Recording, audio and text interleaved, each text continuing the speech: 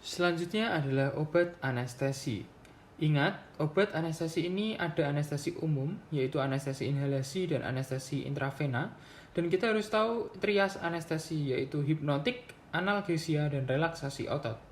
Istilah pentingnya adalah induksi anestesi, itu adalah untuk membuat pasien dari sadar menjadi tidak sadar. Sedangkan rumatan anestesi ini dari agar dia tetap teranestesi, ya. Kemudian yang obat anestesi intravena yang pertama adalah tiopental. Tiopental ini dia untuk dosisnya itu adalah 3 sampai 7 mg per kilogram berat badan. Tiopental ya, T. Ini ada T-nya 3 sampai 7 mg per kilogram berat badan. Kemudian untuk propofol ini sediaannya adalah ampul 1%. Dan untuk dosisnya ini propofol ini 1,5 sampai 2,5 mg untuk induksi. Ya, propofol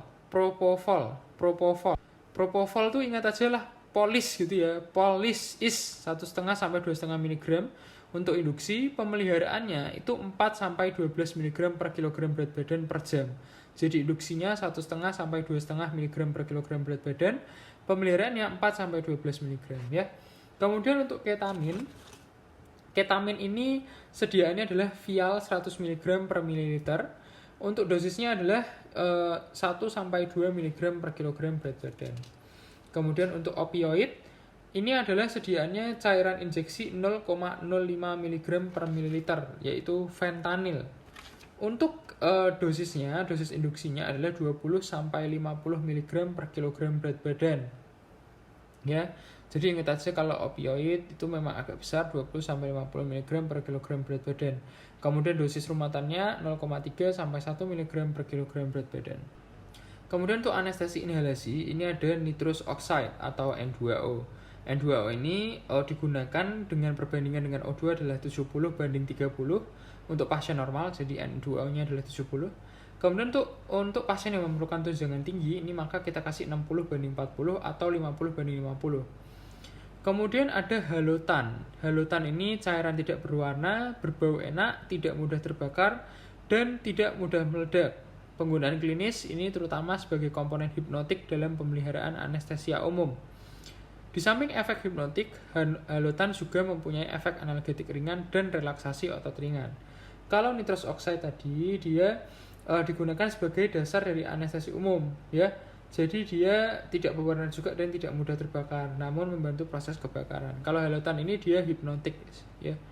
Kemudian untuk enfluran, dia ini turunan eter berbentuk cair, tidak berwarna, tidak iritatif, berbau agak harum. Nah, dia ini digunakan sebagai komponen hipnotik. Di samping hipnotik, dia juga punya analgetik dan relaksasi otot ringan, ya. Jadi mirip-mirip dengan halotan. Kemudian isofluran, dia ini juga komponen hipnotik. Selain itu juga punya analgetik dan relaksasi otot ringan. Kemudian desflurane, ya. Untuk desflurane ini dia terutama untuk komponen hipnotik, walaupun juga ada komponen analgetik dan relaksasi otot. Kemudian ada sevoflurane. Sevoflurane ini dia juga memiliki komponen hipnotik, ya, analgesi ringan dan relaksasi otot ringan. Kemudian untuk obat pramedikasi atau pra-anestesi, ya. Untuk obat pra-anestesi ini bisa digunakan analgesi narkotik. Contohnya vetidin, morfin, fentanyl. Ini bisa didengarkan pada edisi OAINS, ya. Jadi ada untuk pra-anestesi ini bisa diberikan narkotik, vetidin, morfin maupun fentanyl. Kemudian bisa diberikan barbiturat yaitu pentobarbital dan secobarbital. Kemudian bisa diberi benzodiazepin seperti diazepam, lorazepam, dan midazolam. Bisa juga diberikan antikolinergik atropin. Kemudian untuk mengurangi mual muntah bisa kita kasih ondansetron dan droperidol. Kemudian juga bisa dikasih ranitidin, ya, ini antihistamin 1-2 jam sebelum operasi. Nah, di sini contoh yang dipakai untuk pra-anestesi ini adalah midazolam. Jadi midazolam ini dia sediaannya adalah ampul 5 mg per mililiter. Untuk dosisnya ini kita kasih injeksi intramuskular premedikasi sebelum operasi. Jadi dewasa ini kita kasih 0,07 sampai 0,1 mg per kilogram berat badan, ya. Anggap aja kita kasih 0,1 mg per kilogram berat badan. Kalau untuk midazolam ini kasih 0,1 mg per kilogram berat badan. Tadi untuk sediaannya, ampulnya ini 5 mg per mililiter. Selanjutnya ada obat pelumpuh otot. Obat pelumpuh otot ini ada pelumpuh otot depolarisasi dan non-depolarisasi. Untuk yang depolarisasi, contohnya adalah suksinilkolin dan dekametonium. Untuk non-depolarisasi ada atracurium, pancuronium, mifacurium, rocuronium, dan vecuronium. Untuk yang pertama, ini adalah yang depolarisasi ya. Depolarisasi tadi contohnya suksinilkolin. Untuk suksinilkolin ini dosisnya adalah 1,5 mg per kilogram berat badan diberikan secara intravena. Tolong diingat-ingat ya, ini penting sekali. Suksinilkolin itu 1,5 mg per kilogram berat badan secara intravena. Jadi dia untuk melemaskan tonus-tonus ototnya biar bisa dikasih intubasi ya. Biar kamu ntar gak di malu-maluin sama residennya, diingat-ingat 1-1,5 mg itu dosis untuk suksinilkolin. Kemudian untuk non-depolarisasi ini ada macam-macam ya, ada pancuronium, atracuronium, vecuronium, rocuronium, mifacuronium. Untuk yang panjang ya, untuk yang panjang itu pancuronium, namanya aja panjang ya, pancuronium.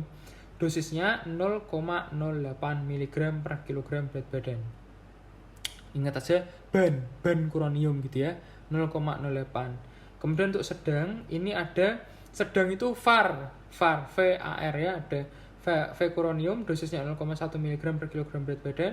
Kemudian ada atracurium 0,5 mg per kilogram berat badan, rocuronium 0,6 mg per kilogram berat badan. Nek singkat iki mifacuronium ya.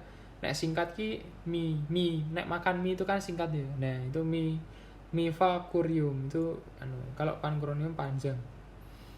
Ya.